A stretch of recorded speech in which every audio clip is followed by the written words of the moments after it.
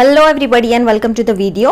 आज हम लेने वाले हैं organization of commerce and management का OCM का chapter 4 forms of business organization 1। तो चलिए स्टार्ट करते हैं। अगर आपको इसके शुरू के वीडियोस देखने हैं चैप्टर 1, 2, 3 के और भी दूसरे सब्जेक्ट्स के, तो सभी के लिंक्स आपको डिस्क्रिप्शन में मिल जाएंगे। तो चलिए फटाफट स्टार्ट करते हैं। कोशिश करिए पूरा वीडियो देखिए ताकि कोई भी इंपॉर्टेंट चीज़ आपसे मिस ना हो। तो इसके अंदर हम देखने वाले हैं private sector organization, sole trading concern, okay, then partnership firm, cooperative society, joint stock company और इन सभी के joint Hindu family business, distinguish between, ये सब कुछ हम लोग कवर करेंगे। तो चलिए देखते हैं। पहला है प्राइवेट सेक्टर ऑर्गेनाइजेशन, इसके बारे में हम आज पढ़ते हैं। तो इंट्रोडक्शन में उन्होंने क्या दिया है हमें, private sector includes all different types of individual और corporate enterprise। ओके तो देखिए प्राइवेट सेक्टर जो है ये हमने पहले सेक्रेटरियल प्रैक्टिस में भी डिस्कस किया है। प्राइवेट सेक्टर मतलब क्या, आपको इतना तो आइडिया होगा कि प्राइवेट एंड पब्लिक में डिफरेंस क्या है, ये हमने पहले भी पढ़ा है दूसरे सब्जेक्ट्स में भी। देखिए प्राइवेट मतलब वो होता है कि जो गवर्नमेंट के अंडर पूरी तरह से नहीं होता है, रूल्स एंड रेगुलेशंस तो हमें फॉलो करने ही हैं, लेकिन यहाँ पर जो ओनर होता है वो एक नॉर्मल बंदा होता है, और जो पब्लिक सेक्टर होता है वो पूरा का पूरा उसका जो ओनरशिप राइट्स वगैरह जो भी है, मैक्सिमम रूल्स वगैरह जो भी डिसीजंस लेने, वो सब गवर्नमेंट के अंडर आता है। तो private sector includes different types of individual, बहुत सारे अलग अलग इंडिविजुअल्स, मतलब कोई भी, आप जैसे, मैं जैसे, हर कोई यहाँ पर प्राइवेट सेक्टर अपना उसके अंदर एंट्री ले सकता है। और कॉर्पोरेट एंटरप्राइज मतलब जैसे कि ग्रुप ऑफ पीपल हो जाते हैं जो मिलके अपनी कंपनी फॉर्म करते हैं, उसको हम बोलेंगे कॉर्पोरेट एंटरप्राइजेस। ओके तो आगे देख लेते हैं इन्होंने क्या दिया है। Private sector enterprise are owned and managed by private entities. Private entities का मतलब ये होता है कि प्राइवेट बंदे, मतलब आप जैसे, मैं, गवर्नमेंट नहीं।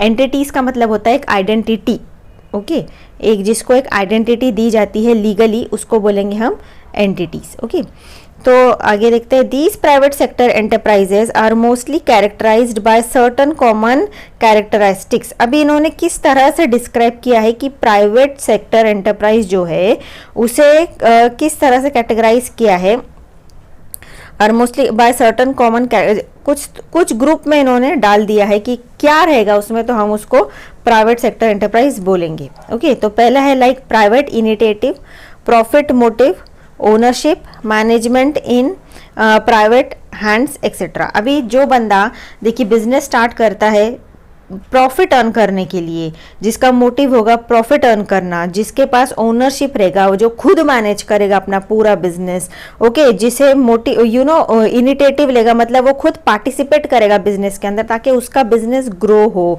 तो इस चीज़ को हम क्या बोलेंगे, ये जो भी जो कैरेक्टरिस्टिक्स, मतलब ये जो भी पॉइंट्स नजर आएंगे ना, उस चीज़ को हम टर्म देंगे कि ये प्राइवेट सेक्टर एंटरप्राइज है। ओके ये प्राइवेट सेक्टर एंटरप्राइज हमें कैसा पता चलेगा प्राइवेट है कि पब्लिक है। अभी देखिए पब्लिक रहेगा तो मतलब वो गवर्नमेंट के अंडर आएगा, तो वो तो गवर्नमेंट उसका ख्याल रखेगी। वहां पर मैं क्यों मेहनत करूं कि मुझे कोई पब्लिक एंटरप्राइज ग्रो करना है ना। तो अगर मैं खुद का मेरा कंपनी डालती हूं तो मैं कोशिश करूंगी मेरी तरफ से कि वो बिजनेस ज्यादा से ज्यादा आगे बढ़े, मतलब मैं अपने अंदर से इंटरेस्ट लूंगी ताकि मुझे उसके अंदर से प्रॉफिट अर्न हो, मैं उसको मैनेज करूंगी, मैं उसकी मालकिन हूं। तो यहाँ पर हम उसको डिफ्रेंशिएट कर सकते हैं कि ये एक प्राइवेट एंटरप्राइज है। ओके आगे देखते हैं। Nowadays the private sector in the form of corporate industries units are normally owned by shareholders and managed by professional managers. अभी देखिए ये जो आजकल जो प्राइवेट सेक्टर है उसे इन the form of corporate industry, मतलब ये जो बड़े बड़े हो गए ना, धीरू भाई अंबानी का ले लो, या फिर रिलायंस हो गया, टाटा हो गया, या फिर उनसे भी थोड़ा छोटा लेवल ले लो, जो भी ये जो प्राइवेट सेक्टर के जो इंडस्ट्रीज होंगे उनके अंदर मोस्टली शेयर होल्डर शेयर्स निकालेगी, क्योंकि देखिए ये हमने सेक्रेटरियल प्रैक्टिस में भी पढ़ा है कि जब फॉर्म करते हैं कंपनी को तो एक वो बंदा वो होगा जिसको एक आइडिया आएगा कि अपना कंपनी स्टार्ट करना है ना। तो एक तो वो हो गया, तो वो कौन हो गया, ओनर हो गया। ओके, तो वो क्या लाएगा, कैपिटल लाएगा बिजनेस स्टार्ट करने के लिए, ये हमने पहले भी पढ़ा है। लेकिन कई बार ऐसा हो जाता है कि कैपिटल लाने के बावजूद पैसा थोड़ा कम पड़ जाएगा, उसको जरूरी तो नहीं है ना उतने पैसे में ही पूरा बिजनेस चल जाए, तो वो क्या करते हैं, शेयर्स इशू करते हैं। ओके, तो उसके वजह से शेयर्स इशू करेंगे तो जो खरीदेगा शेयर्स को, तो वो क्या हो जाएगा, शेयर होल्डर, मतलब वो भी कहीं ना कहीं एक पार्ट हो गया, हिस्सा हो गया उस कंपनी का। उसको भी थोड़ा बहुत प्रॉफिट के बदले, प्रॉफिट जो भी अर्न करेगा कंपनी, उसके बदले उसको थोड़ा सा प्रॉफिट में से हिस्सा शेयर होल्डर को दे दिया जाएगा। तो यहाँ पर एक ये क्वालिटी उन्होंने दे दी है कि प्राइवेट सेक्टर के और क्या क्या क्वालिटीज है। एक तो पहला हो गया share holders. Okay, share holders, owner कब बनता है शेयर होल्डर, दो टाइप उसमें होते हैं। ओके, एक प्रेफरेंस शेयर होल्डर होता है, एक इक्विटी शेयर होल्डर। तो जो इक्विटी शेयर होल्डर्स होते हैं ना, वो mostly they are the owner, they get the title of owners of the company. Okay, and managed by professional managers, मतलब अभी यहाँ पर प्रॉपर उस चीज को या डिपार्टमेंट्स जो बनाएंगे ना, वहां पर एक्चुअली जिनके पास डिग्री होगा, तो प्रोफेशनल्स होंगे जिनको काफी ज्यादा ज्ञान होगा, जिनके पास काफी सारा एक्सपीरियंस होगा, तो ऐसे लोगों को प्रोफेशनल कहा जाता है। इन लोगों को, इन्हें एज अ मैनेजर वहां पर अपॉइंट किया जाएगा। ओके, आगे क्या दिया है, where they are not only guided by profit motive but also by expansion, consolidation, arousing social concerns and social responsibility welfare। देखिए अभी प्रोफेशनल मैनेजर्स तो हो गया, हमने शेयर होल्डर्स भी देख लिया, लेकिन यहाँ पर उनको चलो प्रॉफिट मोटिव तो होना चाहिए। ओके, तो यहाँ पर उनको गाइड किया जाता है कि प्रॉफिट मोटिव तो नहीं रहेगा तो बिजनेस चलाएंगे कैसे, है ना, उसी के लिए तो बिजनेस चल रहा है। तो उनका मोटिवेशन क्या होता है प्राइवेट सेक्टर का, मोस्टली प्रॉफिट अर्न करना हो गया। Then also by expansion, expansion मतलब बिजनेस को बढ़ाना। ओके, प्राइवेट सेक्टर का मेन मोटिव हो जाएगा, एक प्रॉफिट मोटिव हो जाएगा, एक तो हो जाएगा एक्सपांशन, एक होगा कंसोलिडेशन, और आगे बढ़ना है अपने पार्ट्स और भी डिपार्टमेंट्स खोलो, ब्रांचेस खोलो, दूसरे कंपनी को भी अपने नीचे अगर एक्वायर कर सकते हो तो वैसा करो खरीद के। Then arousing social conscience, social conscience का मतलब ये हो जाता है कि प्रॉफिट मोटिव है ठीक है, लेकिन इसका मतलब ये नहीं कि आप अपनी चीज़ बेचने के लिए गलत टैक्टिक्स इस्तेमाल करोगे या अपने क्वालिटी में कुछ कम ज़्यादा करोगे जिसकी वजह से लोगों को हार्म पहुंचेगा या तकलीफ होगी। इस तरह की चीज़ें आपको नहीं करनी है। मतलब सोशल कॉन्शियस मतलब थोड़ा सा लोगों के बारे में भी थोड़ा आपको सोचना होगा, गलत चीज़ें आपको नहीं करनी होगी। सोशल रिस्पॉन्सिबिलिटीज़ भी आ जाता है, सोशल वेलफेयर, ये सब एक ही इसमें आ जाएगा। ओके, आगे देख लेते हैं मीनिंग क्या है। मीनिंग हम देखेंगे प्राइवेट सेक्टर ऑर्गेनाइजेशन का, इन्होंने मीनिंग क्या दिया है। The private sector is the part of the economy that is run by individuals और group of individuals to earn profit. अभी नॉर्मली अगर मैं आपको पूछूं कि चलो बोलो मुझे प्राइवेट सेक्टर ऑर्गेनाइजेशन का मतलब क्या होता है, तो आप वहां पर क्या बोलोगे कि प्राइवेट सेक्टर का मतलब पहले तो सबसे पहले it is a part of economy. Economy का मतलब क्या होगा, ये जो हम बिजनेस कर रहे हैं, ये जो हमारा इंडिया है, ये जो चल रहा है, जिस तरह से हम लोग टैक्स वगैरह इसको दे रहे, हमारे कंट्री को दे रहे, हमारा कंट्री चल रहा है स्मूथली, तो इसको हम सब कुछ क्या टर्म देंगे, इकोनॉमी टर्म देंगे। That is run bye, okay, the private sector is the part of the economy, मतलब कि हिस्सा हो गया इकोनॉमी का, हमारे कंट्री का। That is run by individuals और ग्रुप ऑफ इंडिविजुअल्स। ओके, जहां पर कुछ लोग मिलकर, या भले एक सादा सोल ट्रेडर क्यों ना हो, किराने का दुकान क्यों ना हो आपका, ओके, एक छोटा सा इंडिविजुअल हो या फिर कुछ ग्रुप ऑफ पीपल आ जाते हैं, पार्टनरशिप में अपना कुछ बिजनेस स्टार्ट करते हैं, क्यों, टू अर्न प्रॉफिट। ओके, जिनका मेन मोटिव होगा प्रॉफिट अर्न करना, तो उसको हम क्या टर्म देंगे, हम टर्म देंगे प्राइवेट सेक्टर, प्राइवेट सेक्टर उसको हम टर्म देंगे। ओके, आई होप इतना पॉइंट्स आपको मैंने क्लियर कर दी हो। अगर समझ गया होगा, अच्छे से समझ रहा है तो प्लीज़ नीचे कमेंट कर देना, ताकि मुझे भी समझ में आए कि आपको समझ रही ये चीज़ें, वरना मेरा इतना मेहनत करने का कुछ फ़ायदा नहीं। तो चलिए आगे देखते हैं। प्राइवेट सेक्टर ऑर्गेनाइजेशन को इन्होंने कुछ हिस्सों में डिवाइड किया है। ये हमने बहुत अच्छे डिटेल में सेक्रेटोरियल प्रैक्टिस में स्टडी किया है। अगर आपको और डिटेल में देखना है तो डिस्क्रिप्शन में आपको सेक्रेटोरियल प्रैक्टिस का लिंक मिल जाएगा, वहाँ पर आप ज़रूर चेक करना। ओके, तो आगे देख लेते हैं। यहाँ पर इन्होंने दिया है, एक तो है सोल प्रोप्राइटरशिप, दूसरा है partnership, joint Hindu family form, cooperative society and joint stock company. आगे देखते हैं। Importance of private sector in Indian economy can be witnessed from the tremendous growth of Indian BPOs. अभी देखिए, private sector in Indian economy can be witnessed from the tremendous. अभी आजकल ना private sector organisation actually काफ़ी अच्छा खासा चल रहा है। ओके, डिमांड में है, उसके अंदर से लोग काफ़ी अच्छा सैलरी वगैरह भी अर्न कर रहे हैं, अपना स्टैंडर्ड ऑफ लिविंग भी उनका अच्छा हो गया है और चल रहा है स्मूथली काफ़ी सब कुछ। अगर पब्लिक सेक्टर पे डिपेंडेंट होगा तो आई डोंट थिंक कि पूरा आपका स्मूथली चल पाएगा। जहाँ पर एक लोगों को जॉब्स मिलते हैं इजीली और अच्छा खासा सैलरी भी मिलता है, तो कितना अच्छे से चल रहा है as compare to public sector देखा जाए तो the importance of private sector Indian economy can be witnessed from tremendous growth। अभी इसके वजह से डिमांड बढ़ गया है तो ग्रोथ भी हो रहा है। तो क्या क्या देखने को मिलता है आपको प्राइवेट सेक्टर में? एक तो हो गया बीपीओ, हो गया सॉफ्टवेयर कंपनीज, आईटी डिपार्टमेंट के लोग जहाँ पर काम कर सकते हैं देन प्राइवेट बैंक्स हो गए, फाइनेंशियल सर्विस कंपनीज हो गई। ये यहाँ पर ना अगर उन्होंने एग्जाम्पल पूछा आपको एग्जाम में तो आप ये सब कुछ डाल सकते हो। ओके, ये सब एग्जाम्पल्स हो गए, बीपीओ, सॉफ्टवेयर कंपनीज, ये सब कुछ। ओके, आगे देख लेते हैं। The manufacturing industry of India is flooded with private Indian companies. India के अंदर आपको प्राइवेट कंपनीज बहुत सारे नजर आएंगे। In fact they dominate the said industry. In fact मतलब ये देखिए, ज़्यादा से ज़्यादा, अगर डोमिनेट का मतलब ये हो जाएगा कि ज़्यादा से ज़्यादा आपको यहाँ पर प्राइवेट कंपनीज बहुत ज़्यादा नज़र आएंगे as compare to public. Okay, आगे देखते हैं। Manufacturing companies covering the sectors like automobile, chemical, textile, agro food, computer hardware, telecommunication equipment and petrochemical products were the main drives of growth। अभी private sector के ये भी अभी actually यही हो जाएंगे, एग्जाम्पल ही कहलाएंगे। जैसे मैंने आपको ऊपर बीपीओ सॉफ्टवेयर वगैरह बताया ना, तो मैन्युफैक्चरिंग कंपनीज जो है प्राइवेट सेक्टर में, मैन्युफैक्चरिंग कंपनीज अगर स्पेशली कहा जाए तो उनके एग्जाम्पल्स क्या हो जाएंगे, ये सब हो जाएंगे। Okay, automobile, chemical, textile, agro, computer hardware, telecommunication, ये सब कुछ मैन्युफैक्चरिंग, प्राइवेट मैन्युफैक्चरिंग कंपनी के एग्जाम्पल हम कह सकते हैं। आगे है सोल ट्रेडिंग कंसर्न। अभी देखिए यहाँ पर हमने ना ऊपर देखिए ये जो देखा था सोल प्रोप्राइटरशिप, तो इसके बारे में उन्होंने थोड़ा नॉलेज दिया है। चलिए देख लेते हैं क्या है। सोल ट्रेडिंग कंसर्न, STC भी बोलेंगे या सोल प्रोप्राइटरशिप भी बोलेंगे या सोल ओनरशिप भी बोल सकते हैं हम इसको। ओके, तो यहाँ पर इन्होंने इंट्रोडक्शन दिया है, चलो देख लेते हैं। In the history and development of commerce there are various forms of business organisation.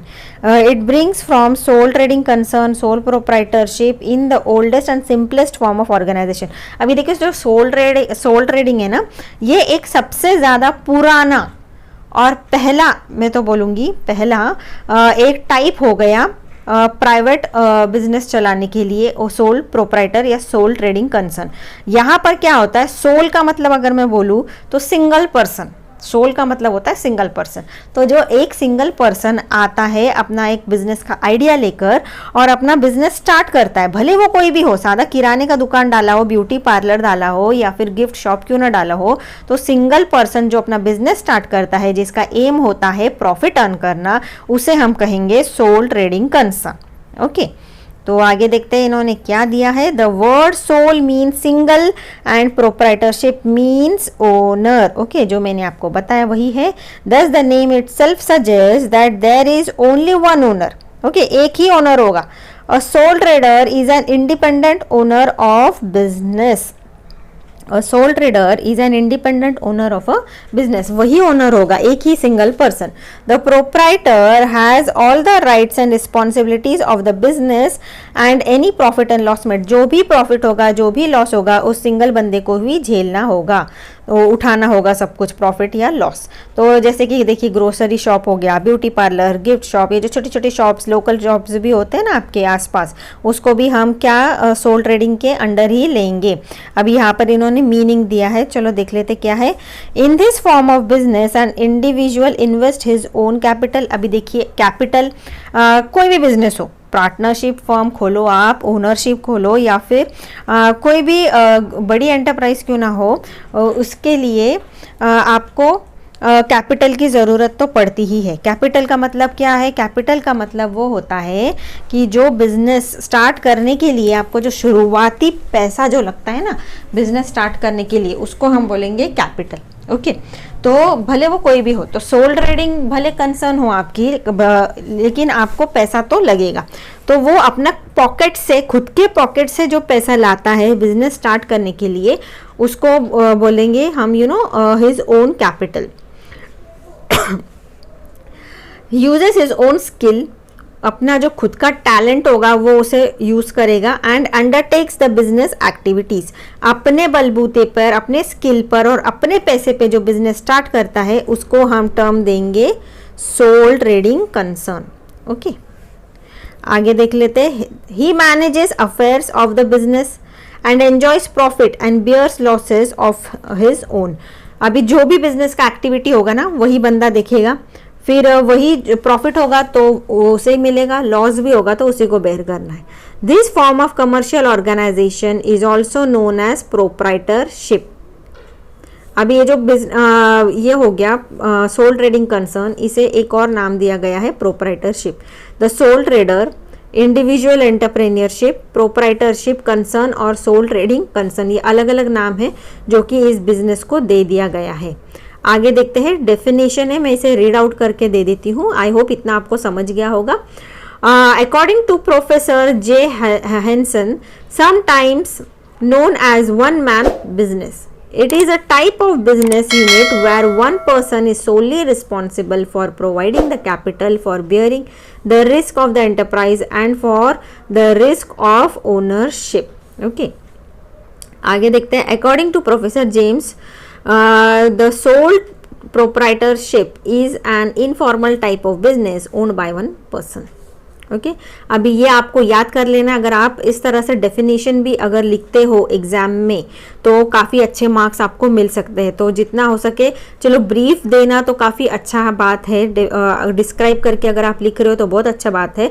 अगर सोल ट्रेडिंग के बारे में अगर आपको एग्जाम में पूछते हैं तो जितना हो सके ना डेफिनेशन वगैरह ये जो दिए जाते हैं ना तो उसे भी ऐसे हाईलाइट करके आप लिख दिया करो तो काफ़ी आपको अच्छे मार्क्स मिल सकते हैं. आगे देखते हैं. एग्ज़ाम लिखने का भी एक्चुअली एक तरीका मैं बताती हूँ. अगर कोई आपको एग्ज़ाम में कुछ क्वेश्चन पूछे ना तो उसे आप कुछ हिस्सों में डिवाइड कर दो. जैसे कि पहले थोड़ा सा इंट्रोडक्शन लिख दो, उसके बाद में जो उन्होंने पूछा है क्वेश्चन वो लिख दो और आखिरी में कंक्लूजन. इस तरह 2-3 हिस्सों में अगर आप और अगर आप कुछ साथ में डायग्राम्स वगैरह भी बना सके अपने तरफ से, कुछ चार्ट टाइप्स पूछे हैं या सोल ट्रेडिंग के बारे में कुछ पूछा है या फिर उसका टाइप्स कैरेक्टरिस्टिक्स या फीचर्स कुछ पूछे तो फीचर के पॉइंट्स के आप थोड़ा सा डायग्राम बना दो. ओके, टेबल बना दो तो उससे भी काफ़ी अट्रैक्टिव लगता है और अच्छे मार्क्स मिल सकते हैं आपको. आगे देख लेते हैं फीचर्स के बारे में हम लोग देखेंगे. The individual ownership, there is only one owner in sole trading concern. एक ही होता है. He invest all the capital require for the business, ये भी हमने देख लिया. He owns all the assets of the business. Assets मतलब क्या, जो भी फर्नीचर वगैरह जो भी होगा, फिक्स्ड एसेट्स, करंट एसेट्स, वो उसी का होगा. He also remains responsible for all the liabilities of the business. Business के जितने भी लाइबिलिटीज होंगी, लाइबिलिटीज का मतलब क्या, कर्ज या उधार जिससे उसने लिया होगा वही उसका ये होगा रिस्पॉन्सिबल. आगे देखते हैं. No sharing of profit and risk. The proprietor is a single owner of the business. There is nobody to share his profit and losses. He enjoys the profit of the business as well as he bears all risk alone. ये भी हमने पहले explain कर दिया है तो मैं अभी इसको एक्सप्लेन दोबारा नहीं करूँगी. Self employment, a sole trading concern is the best suitable form of self employment, है ना।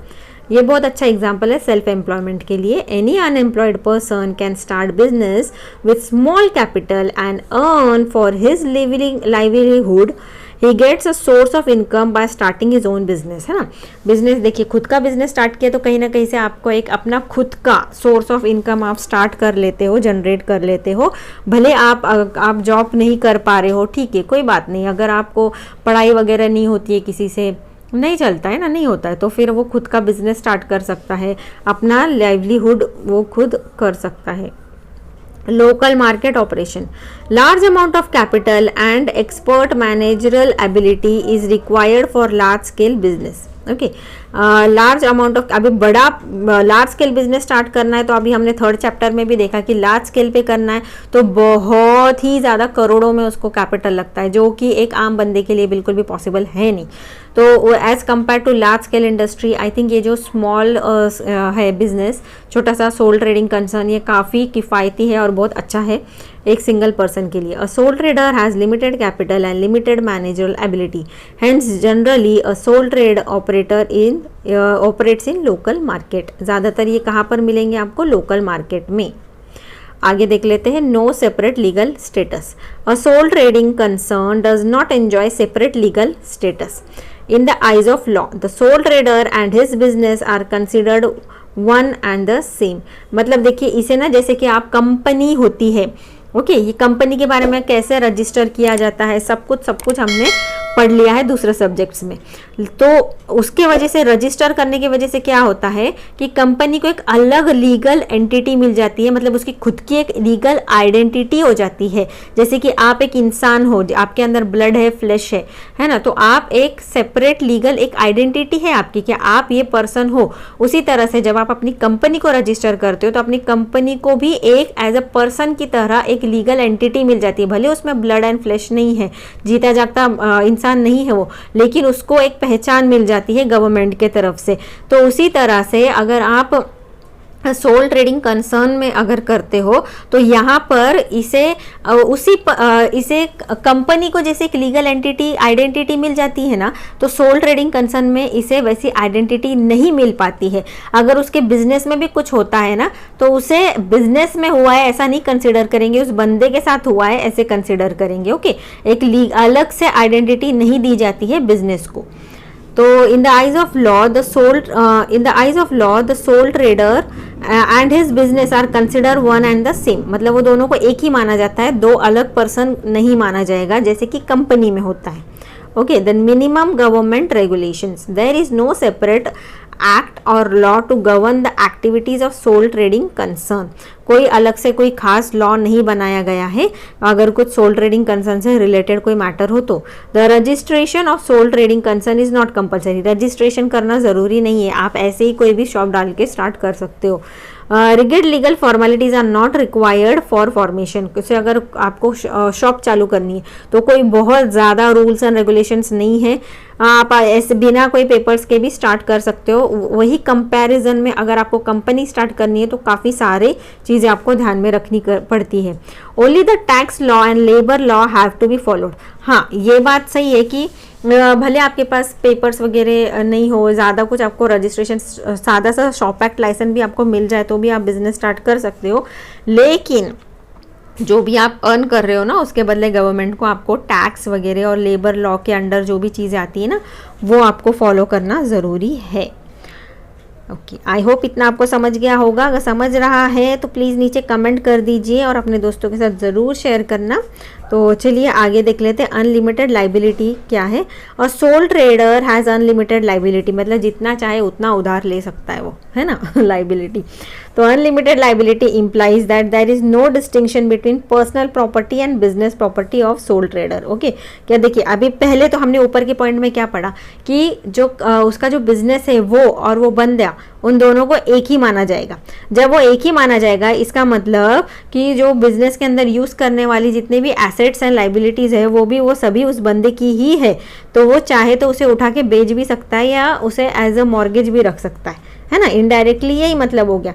तो यहाँ पर उन्होंने क्या कहा, unlimited liability implies that there is no distinction between personal property and business property, कि अगर आगे चल के उसको अगर बिजनेस के लिए और पैसा ज़रूरत है तो हो सकता है कि वो अपने घर का फर्नीचर बेच के वो पैसा भी बिजनेस में लगा दे। Okay, if business assets are not sufficient to pay off liabilities of business then personal properties of sole trader may be attached to business properties. हाँ, और ये भी कंडीशन सपोज आती है कि उसके ऊपर कुछ कर्ज चढ़ जाए बिजनेस से रिलेटेड, तो वो लिमिटेड लाइबिलिटीज का मतलब ये होता है कि जैसे कि कंपनी हो गई जिसकी लाइबिलिटीज लिमिटेड है, तो वहां पर अगर उनका लाइबिलिटीज या कर्ज चुकाने के लिए उनको पैसा कम पड़ रहा है तो वो लोग क्या करेंगे, कंपनी का ही एसेट बेच के, फिक्स्ड एसेट्स हो या करंट एसेट हो, वो सब बेच के वो कर्जा उतार देंगे, लेकिन अपने घर की खुद की पर्सनल प्रॉपर्टीज वो नहीं बेचेंगे। जहां पर ये जो अनलिमिटेड बात आती है ना, ये जो अनलिमिटेड वर्ड आता है, अनलिमिटेड का मतलब ये हो जाता है कि अगर उनको बिजनेस के एसेट्स बेचकर भी अगर वो लाइबिलिटीज खत्म नहीं हो रही है, कर्ज नहीं उतर रहा है, तो फिर बात उनके घर तक आती है कि हो सकता है उनको अपने घर की प्रॉपर्टीज, पर्सनल प्रॉपर्टीज भी बेच के बिजनेस में जितना भी जो भी लाइबिलिटीज है वो उन्हें पे ऑफ करना पड़ेगी, ये जरूरी है।